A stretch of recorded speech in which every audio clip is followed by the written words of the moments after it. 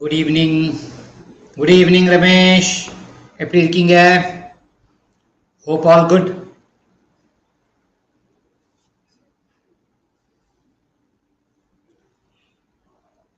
Okay, so today is actually a very interesting topic, even though it has got not too much to do with direct health. It is basically, how to live life with good values. Okay, so once you do this, how you can make your life good and people around you, how their life also gets better because the way you live, so that is basically Sadvritta. Okay, we are going to talk about Sadvritta today. So let's start. Okay, so these sessions happen every Tuesday at 9 p.m. and I think this is the 23rd week. So we are almost into 6 months right now. Okay, so today's thing is, Sadvritta in Ayurveda.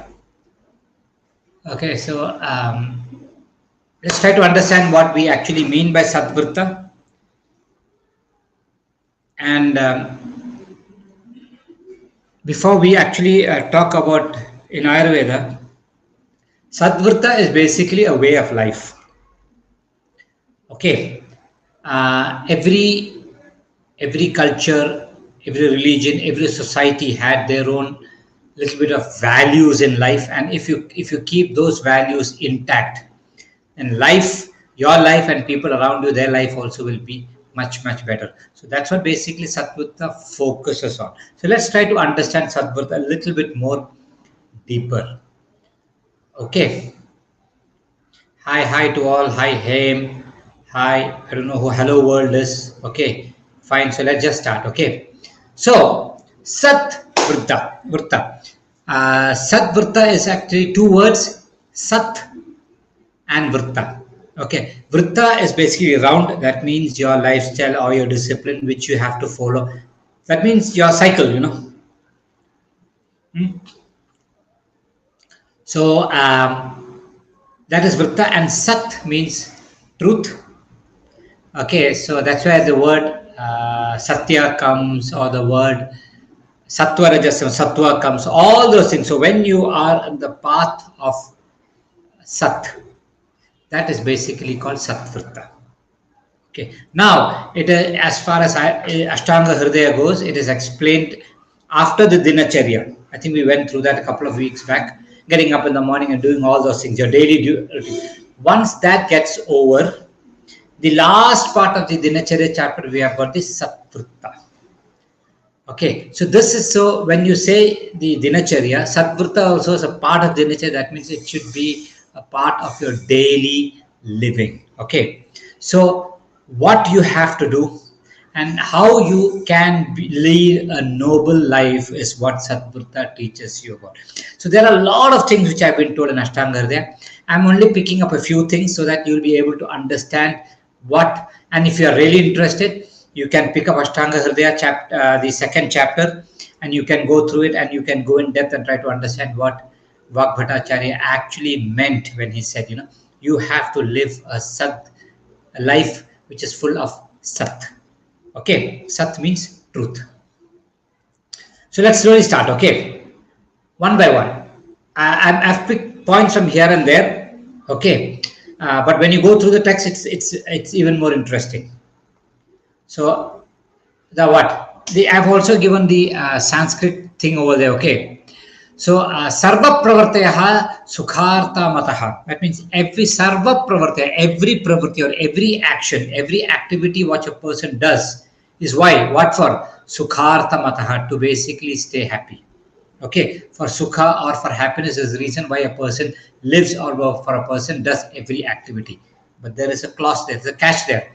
Sukham dharmat vinanacha. That whatever sukham you are actually aspiring to get in your life, okay, it should be only by standing in dharma. Sukha doesn't last if not in the path of dharma. You might get temporary gratification or temporary happiness, but it will not last if you don't stand in the path of dharma. So that is the way, Sadvritta starts. That means, yes, dharmartha sukha sadhanam, you are here for basically for joy, for pleasure, for happiness, yes, but for that you should not deviate from the path of dharma. Okay, and dharma for different person, different dharmas, but stay there. Okay, now what else? Sadvritta. See, simple things which all of us know. Okay, don't cough or sneeze or laugh without covering your mouth. So this has been told. Okay, then don't close your nose, and sometimes don't close your nose when you get yawning. Some people, to prevent yawning, they control it by closing the nose. Never do that. Okay, don't unnecessarily, keep on doing all these things, bend limbs, sitting in a different wrong positions. Never do that. Don't sit for long in a place. That means sedentary life. You see that nowadays people sit in front of the computer for 6 hours, 8 hours, 10 hours. Never ever do that. Never stare at the sun with naked eyes. Okay, don't carry weight on your head. Don't look at small or bright objects for long duration. What do we do now? We look at the screen. Long term, those are not good. Okay, don't, very important, don't sell, make, give, or drink alcohol. This is for this is personally. So that means you are not neither making it, you are not buying it, you are not selling it, you are not offering it, you are not consuming, so that the whole society around you is actually kept in a very, very, very good state.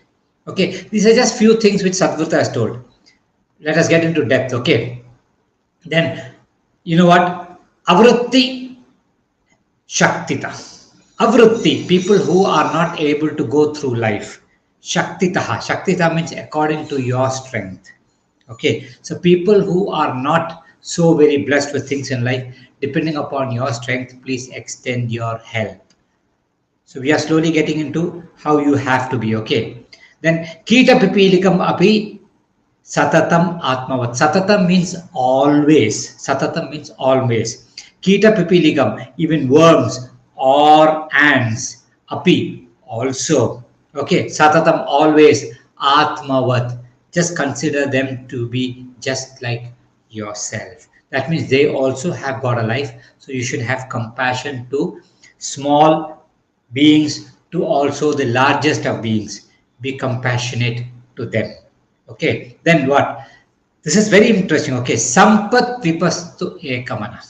Okay, Sampat means wealth. Vipastu means opposite of that.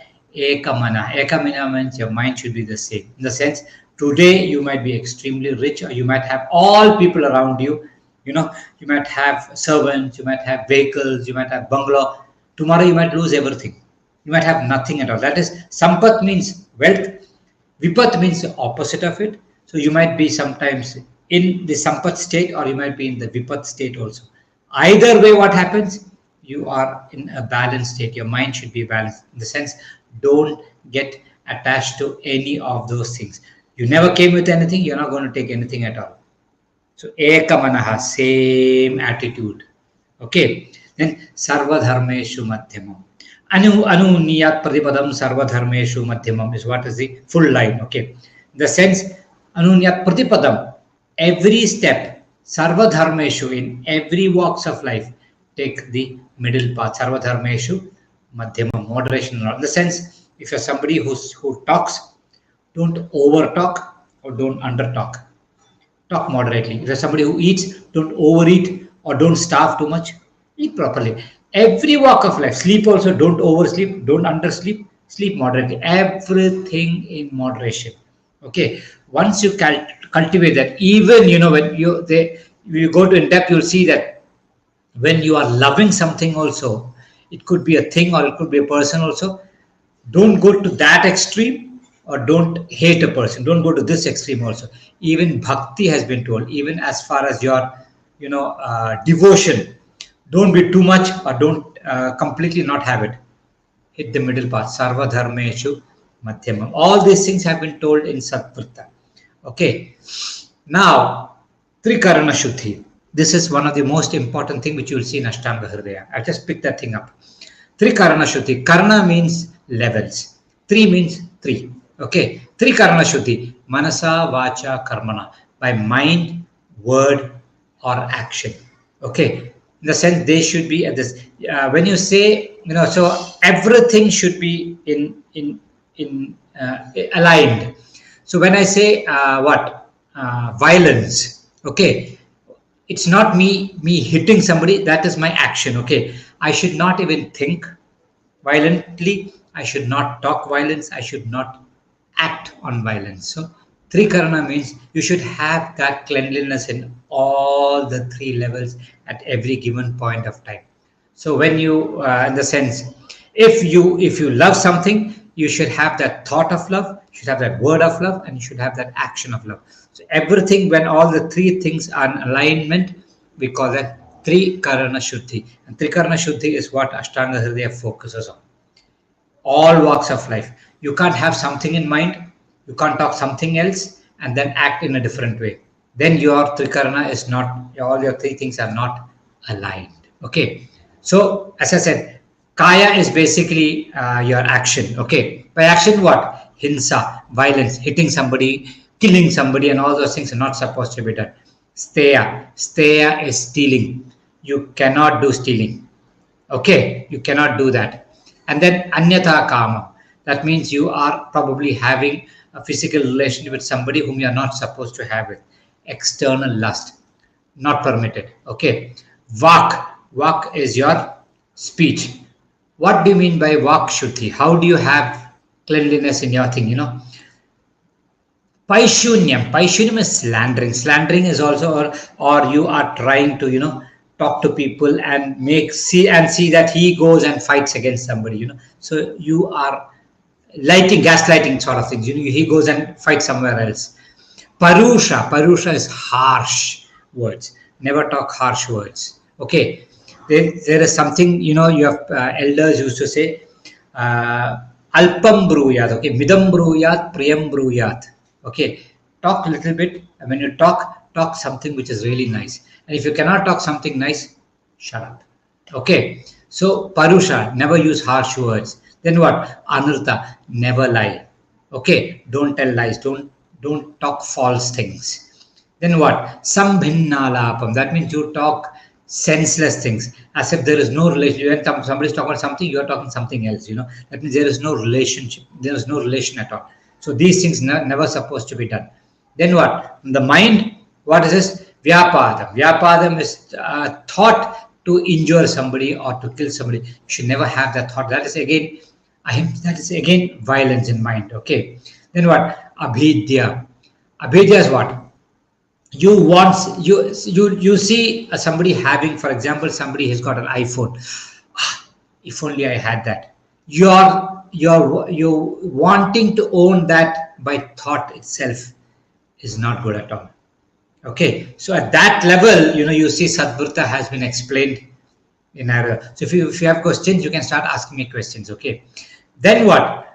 Drik Viparya is something, if all kind of people, have got a good thought and they're going in a certain way, you should not basically think on a altogether different way. Drik means direction, Viparya means opposite. That means you are only the person who is in the opposite direction. But if it's for a good cause, it's fine. But otherwise, you can't be on the opposite direction. Okay. So these are only small snippets which I've given you about Sadvritta, which has been explained in Ashtanga Hridaya. It's a huge thing, how you have to be. Every day you have to take a shower, you have to be very clean. All those things have been told, how you have to carry your life, in Sadvritta and be in Dharma. Okay, so this is what Sadvritta is all about. You can start asking questions. Okay. So, first question, best herbal jam for general debility or digestion? I don't understand. Probably you might be meaning a lehium or a rasayanam. Okay, something which you can take like that. For general debility, I would say Chavanaprasham wood is one of the best, and it works at all levels, and sometimes, again depends from condition to condition. If it's just general debility, I think Chyavanprasham would be enough, and you can consume milk on. You have to consume milk also on top of it. Chyavanprasham and milk on top of it. Brahma Rasayanam is also good. Okay, but if you're looking at something really which where you want to put on a lot of weight and all those things, Ashwagandha Lehyam is sometimes good, but Ashwagandha Lehyam might not be easy to digest. So I would say it's always good. Let me post that question. I forgot to post that question. Okay, so you have got different Lehyams. Chyavanprasham would be the best thing. Initially, might be okay for you, but if you go for other Lehyams like Brahma Rasayanam or Ashwagandha Lehyam, it might not be easy for you to digest. So I would say it's always good for you to consult a doctor and see what suits your prakriti and what suits you better. Okay. Okay. Hem Vaidya.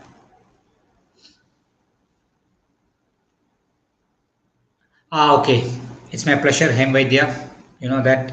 And it's always good, I always wanted to talk about Ayurveda because since I was exposed to Ayurveda since childhood, so grew up with Ayurveda, so I thought let me share whatever knowledge I have gathered from my previous generations and my teachers and from the books.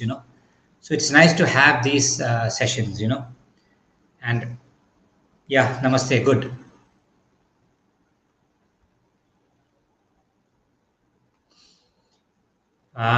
Father is 80 years and vertigo. Okay, Ramesh. It depends upon a few things. Vertigo happens because there is a lack of balance inside the ear. And from the Ayurvedic perspective, ear is the asthana of Vata. And Vata is basically the dosha for movement and balance. Okay. So if that imbalance, but if you look in this whole place is Kapasthana, and you have got juices inside the ear, you have got 3 concentric circles, that which balances it. And if there is some imbalance in the juice inside the ear, also there's a chance of the person having imbalance. So in my opinion, it depends upon how strong he is, or I don't know whether he is slightly on the plumper side or lean or something. Karnapurna, okay, as I said, that's why in Ayurveda we say you have to apply oil on the head every day. So when you apply oil on the head every day, as I said, you also apply a little bit of oil in the ears and in the feet. That application of oil every day in the ear is one of the best thing to prevent vertigo. So when you have got vertigo, also what you do is there's a thing called Karnapurna, okay, where we fill the ears with oil. But he also has to take good nutritious food and some medicines which can control the Vata. Okay, this is something which we can manage, Amrit. Okay. Samriddhi.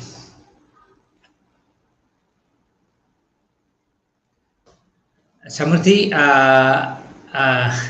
mood swings, ups and downs. Yes, people do have sometimes ups and downs. I would say, the first thing you should try to understand is what is the thing that is causing you this ups and downs in life. And 99.9% of times you see that most of the reason why you get anxious or stressed or tensed are things where you don't have any control. Somebody is thinking something about you, or somebody is talking something about you directly, or somebody is talking something about you to somebody else, or something is happening in your life where you don't have any control. Many a times we get stressed for things where we don't have any control at all. That is something which we have to realize. That is the first stage of realization. You don't have any control. Probably if you're married, you don't have any control about what your husband thinks about you. If you've got a child, you don't have any control about what your child thinks about you. Nothing, no control at all. So I would say stay within yourself. That is what we mean by swastha, staying within yourself, trying to understand the bigger picture. But as we started when the class we said, you have to be right and you have to be on the path of dharma. Meditation will definitely help you. Being in that sattva stage is what you have to focus on. Medicines are always there, but For such conditions, Dhairya Atma Di Vijnanam Manoroga Aushadham Param. You have basically philosophically trying to understand thing is very, very important, Samarthi. Okay. As you said, physical health is fine. So emotionally, you have to basically try to get your perspective of life right.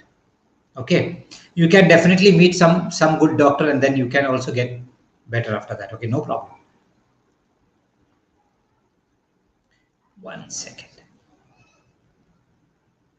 Okay. Natural remedy for recurring foot cons.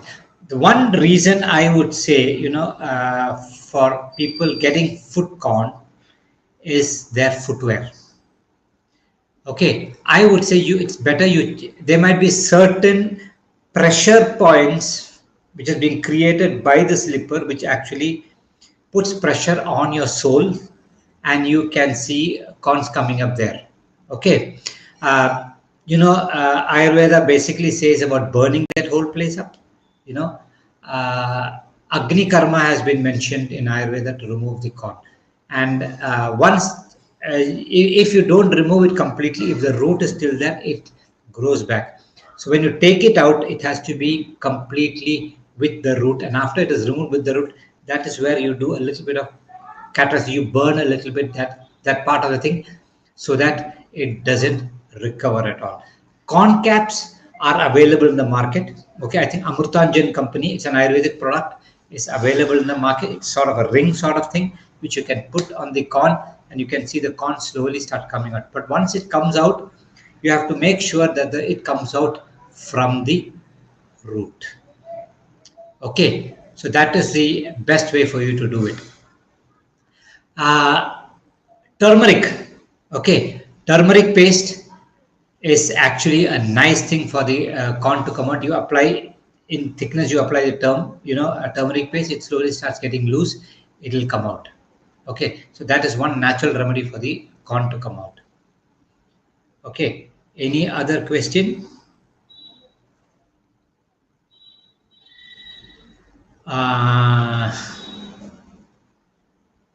How much quantity of onion and garlic is safe to consume? 2 pods of garlic and lemon size onion once or twice in a week is fine. Samadhi, it depends upon how much, why you are taking that garlic or onions. If you look at Charaka Samhita, normally you don't see, when explanation about onions, it say it is ruchikara, it increases the taste of food. Okay. So you don't see too much of objection as far as the textbook goes to onions. But when it comes to garlic, you don't see it being consumed too much as food. Okay, because it's extremely thick, sharp. So I don't consume garlic, but onion, yes, once in a while I do consume. But what happens with garlic is too sharp and it is too penetrating.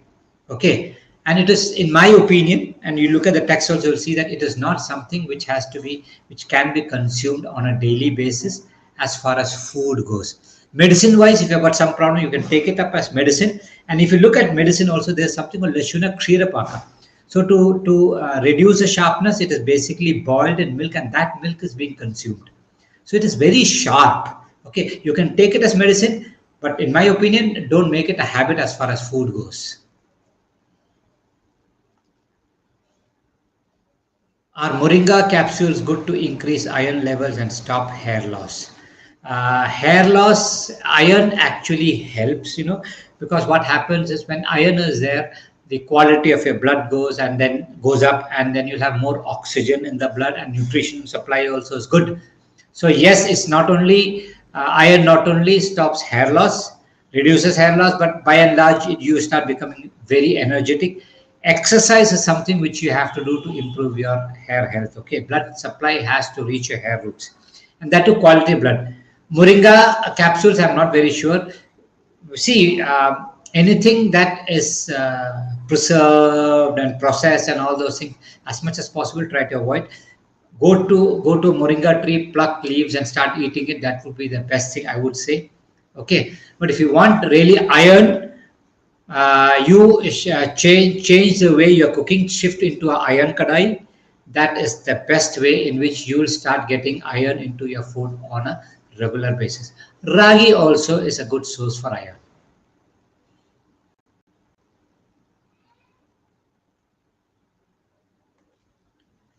Is Drakshasava good on a daily basis and can be Draksha is grapes, and grape is it is sweet.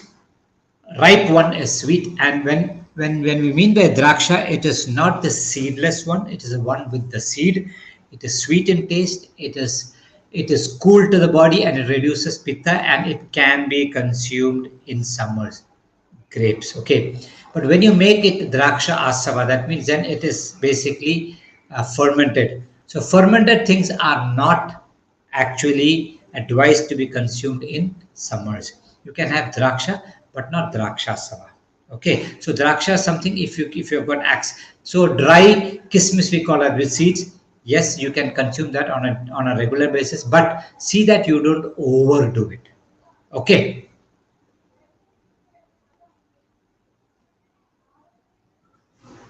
Any remedy, Ram, I think you have to, it depends upon your age. You have to get checked whether you are diabetic or not, one thing, or you have got some other urinary tract infection, second thing. And sometimes, even if you have got prostate gland issues, then you might have high frequency of urination. These things have to be taken care of. Otherwise, very rarely people have high frequency urination. People, if you drink too much of water, also you'll have. One quick home remedy which I tell people if you feel that you're passing too much of urine is poha, right? You take 1 tablespoon of poha, put it inside your mouth, and just hold it in your mouth for some time. Slowly let the saliva come, okay, and then it will become soft, and then you swallow it. Don't drink water if it's possible. Don't drink water at all after that, and go to bed. Okay, you will notice that you will have at least 50% reduction of your urine output by just this poha, because the poha will actually absorb the water from your body so that you will not have too much of urine output. You try this and let me know.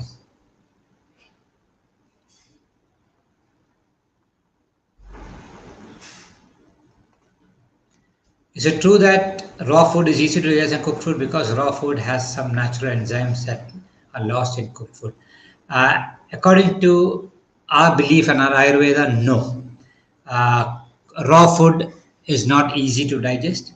Cooked food is easily digestible, okay? Because here also cooking happens. So once cooked, okay, is easily cookable. So once you have cooked food, food which is not cooked is basically guru or heavy, and once it is cooked, it becomes legu or light, and it's easily digestible.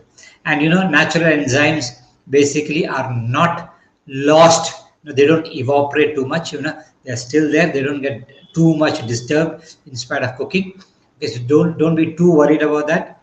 But food which is cooked, the same food, cooked or uncooked. Say, for example, you're taking a salad, uncooked salad, and the same salad you're steam cooking and have it. The steam cooked salad digests faster.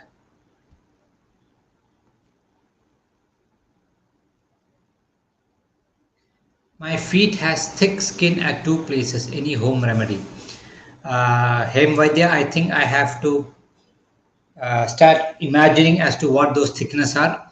I am not able to clearly understand what it is. Okay, I think if you have got some doctor close by, it's better for you to consult the doctor and try to find out what it is. Okay, then we can think about it. If it is extremely thick, then some oil or some binding it with some oil will basically help it soften. Okay, without seeing that, probably at least a photograph, I won't be able to come at him. I'm sorry. Okay.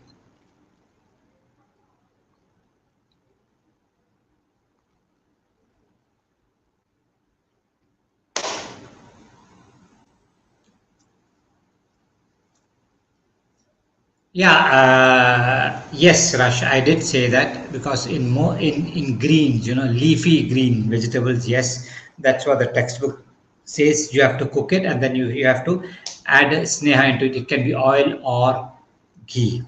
Okay, in some dishes it's not possible to do both in the sense it can neither be cooked nor you can add oil, right? So what happens is it probably might not digest properly. That's the reason why it's written in the text that you have to cook it and then add a little bit of oil for it, because every leafy vegetable basically increases vata. So when you add a little bit of ghee or oil into it, it manages it. Okay. In my opinion, it's always good to cook the leaf and add a little bit of ghee or oil and consume it.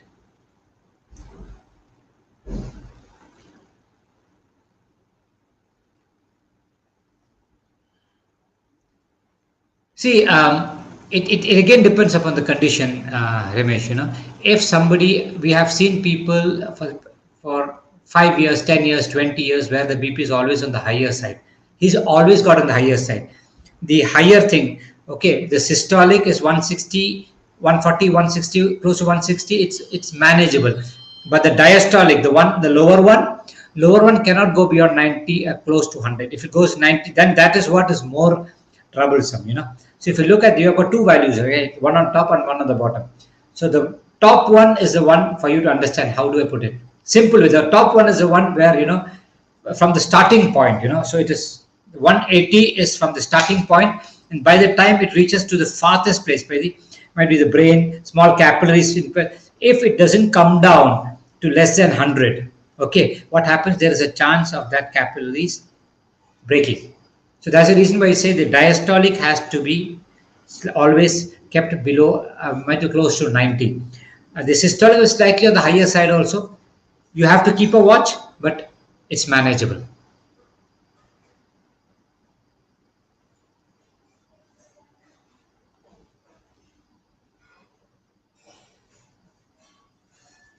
Thank you, Samadhi. Samadhi, it's my pleasure also. No, I'll tell you, ancient knowledge. See, this is not something which I created. I don't have any patent over any of those things. I was taught because I had my grandfather and my other family members who were ready to teach me, because I showed some interest probably even from a childhood. Plus, most of things are written in the text. So this knowledge is basically for all of us. So what I'm trying to do is I'm only trying to go through the text and try to put it in such a way that people do understand. And I'm happy that you are able to appreciate it. Okay. Thanks to you also.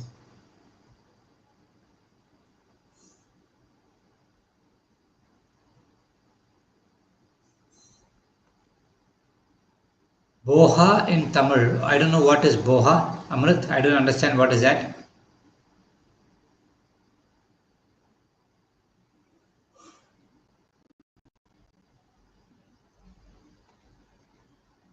Formulations made of goat milk like Maharaja Prasanna Telam. Could you explain how Vaidyas thought of non-veg in making medicine? Will it be more effective? See, Santosh Kumar, if you look at the session we just finished 5 minutes back, okay, they have said, consider every being and have compassion to every being. Clear. Okay. But, when a person is sick, then if you have to, so Ayurveda is not, let me start this way. Ayurveda by and large is not a vegetarian science at all. Okay. It is basically, it depends a lot about health and ill health. The first approach is always herbal as far as Ayurveda goes. And if probably you need meat or meat soup or certain things to actually get that person better, then that's when meat is being incorporated into the treatment. Yes, you see Ashwagandha Lehyam. You have got two formulations, two different ways of making Ashwagandha Lehyam. Ashwagandha Lehyam is with goat meat and without goat meat. Ajamamsa Rasayanam is there. That is goat meat Rasayanam, Lehyam. So yes, non-veg has been mentioned in Ayurveda. Okay. And mamsam mamsena vardhate. If you consume meat, your meat, that means your muscle will actually grow better. These are all references. So that doesn't mean that you have to take meat every time to stay healthy. But if you feel that you are not well and this is the only way you can recover, that is where Acharya has told that you can resort to non-veg. Okay. Yes, Ayurveda mentions beauty.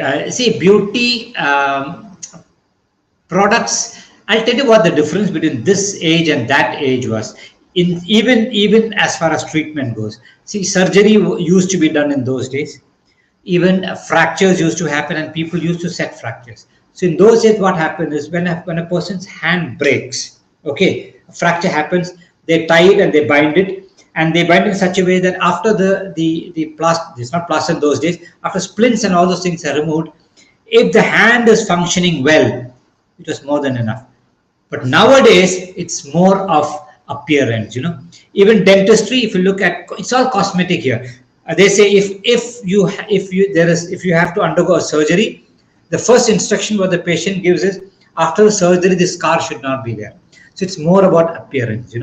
So yes, in those days also Ayurveda used to talk about how to keep yourself clean and also attractive.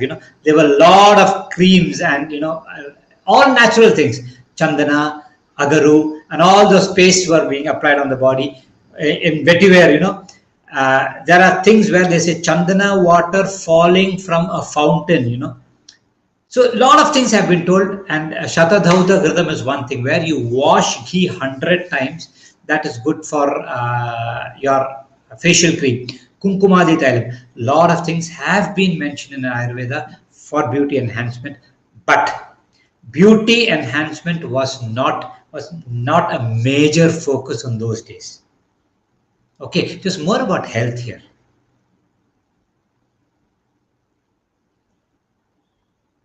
Yes, for frequent usage, Amar, yes, I mentioned poha. Poha, that means aval in Tamil. Okay, aval. Aval, flattened rice, right? That is poha. That's something which you have to consume.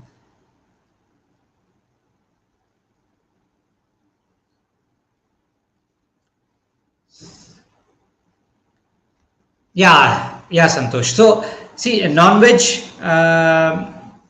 see, by birth, some people are pure vegetarians and some people do consume non-veg. So it depends upon, genetically, I'm telling you, I don't say that vegetarians are superior or non-vegetarians superior. It's nothing like that. It's all about habit. So for some people who are pure non-vegetarians, you ask them to suddenly, by generations, genetically they are very close to non-veg food. If you suddenly ask them to stop non-veg and be vegetarian, the body will take a long time for it to adjust. Same thing happens with a vegetarian person also. He suddenly starts taking non-veg food, it will take time for a person to adjust. So for me, in my practice also, that's the reason why I ask a person what food he is used to. So my advice to him as far as food goes would be in accordance to what he is eating. I am a pure veg, but that doesn't mean that I eating people eating non-veg is, oh no, nothing like that. It is their choice and it is their habit. I respect that.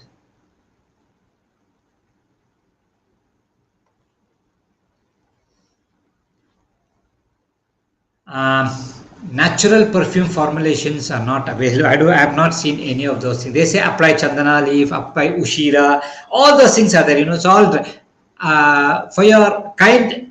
Somebody, let me see who asked me that question. Samriddhi, right? If I'm right. Okay, Samriddhi, I would say if you are really interested, you go and pick up this book, Kamasutra. Okay. Kamasutra, yes, it also talks a lot about sex and all those things. One part of it, you will be surprised to see the amount of formulations and methods they have told how to enhance beauty. For a woman especially, if you look at, there are also formulations where they say permanent hair removal formulations are there in Kamasutra. How to enhance beauty. People only project one part of Kamasutra, but the other part of Kamasutra is very good. If you're really interested, and even Santosh Kumar, you can actually go through that. It's lot of things in that. Okay.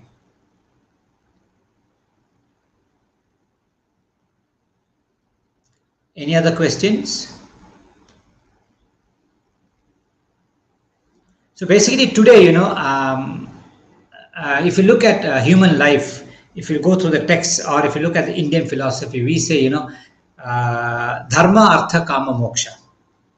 Okay, that's the reason why we have got this life. That means ultimately we have to reach moksha. Moksha doesn't mean see, normally people relate moksha to death, because moksha is ma bhavasya kshaya. That means my, if that feeling goes down, you are already, that means 24 hours, by thought, by words, and by action. Trikarna, if you remember right. If you are there you're completely detached, that is moksha. Okay, so that is where all of us aspire to reach. For that, dharma, artha, kama, you have to stand in dharma. Okay, you have to be dharma, and artha is basically what you call earning money, properties, and all those things. But that also by standing on dharma only. Okay, dharma is the main pillar on which artha is you can amass wealth. Nobody says no. You can enjoy, absolutely no problem. Kama, dharma, artha, kama. Kama is basically enjoying this life. You have got a lot of things. You can waterfalls, fruits, trees, everything you can enjoy. Okay. You have made a lot of wealth, artha. You can enjoy that also. But again, the pillar is dharma. You have to stand on dharma. As long as you are on dharma, you are good to go. Okay. So this is the purpose of everybody's life. Okay. Purusharthas we call it. Purushartha is common to all philosophies from India. Dharma, artha, kama, moksha. And Ayurveda also says that. Okay.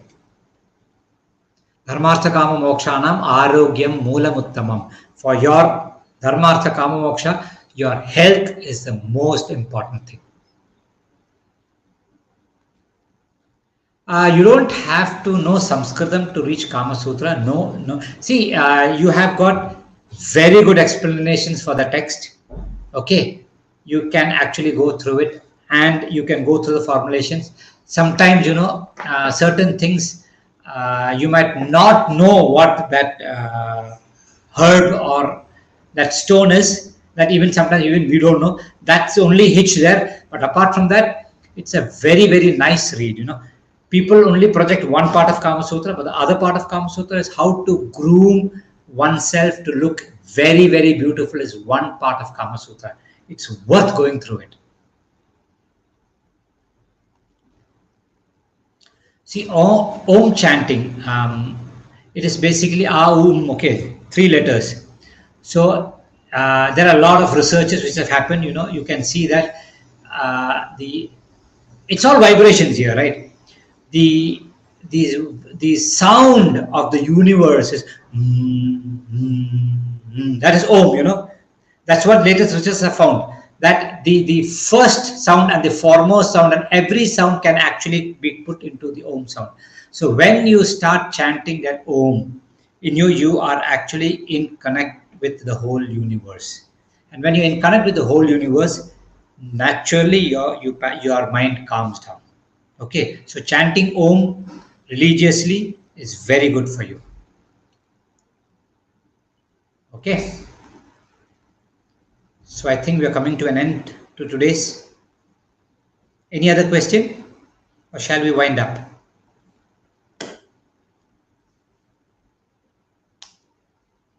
Okay, mind is something, it's called chanchalam. It can never be in one thought. What the biggest problem with us is, we are either guilty about something which did in the past, or we are anxious about something that is going to happen in the future. So we are either there or we are there. We are never here. That is a problem. The mind is chanchalam. It keeps on jumping from here and there. The day you are able to bring your mind to the present, okay, and bringing to the mind to the present will happen only when your body actually becomes sthira. Okay, the mind, if a body is always traveling, moving here and is in motion, it's very difficult for the mind to settle. So the first practice is to basically Make your body sthira. That's what asana is all about, sthira sukham asana. And then after that only you should slowly start getting into breathing exercises and meditation. And once your mind calms down, anything happens around you, it will not lose its calmness. So it's only a matter of time. Okay, practice. Okay, chanchalam hi mana krishna pramathi balavadridham. Okay, abhyasena tu kaunteya vairagyena ja sachil. This is from Bhagavad Gita. Same thing. Sri Krishna tells Arjuna, chanchalam hi mana krishna. Mind is always chanchalam. Abhyasena, only by practice you can basically get it. Okay. So I'll see you next week with some other topic. Okay. Good night. Good night to all.